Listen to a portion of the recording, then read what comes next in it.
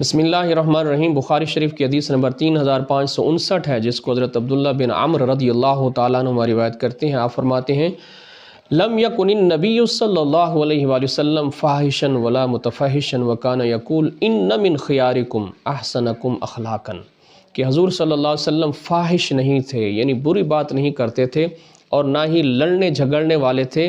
और आप सल्लल्लाहु अलैहि वसल्लम फरमाया करते थे कि तुम में से सबसे अफजल इंसान वो है जिसके अखलाक सबसे अच्छे हों, यानी जो दूसरों के साथ कुशादा पेशानी से पेश आता हो।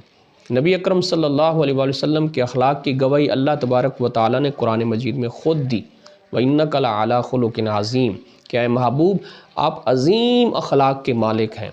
और उन्हीं अखलाक की ही तालीम हज़ूर सल्लल्लाहु अलैहि वसल्लम ने अपनी उम्मत को दी कि आप फरमाया करते थे कि तुम में से सबसे अफजल इंसान वो है जिसके अखलाक सबसे अच्छे हों, यानी जो दूसरों के साथ भला करता हो, दूसरों को तकलीफ़ें ना देता हो, अज़ियत का सबब ना बनता हो, बल्कि उसको अगर कोई तकलीफ़ दे तो उस पर वो सब्र कर लेता हो और लोगों के साथ घुल मिल के रहता हो।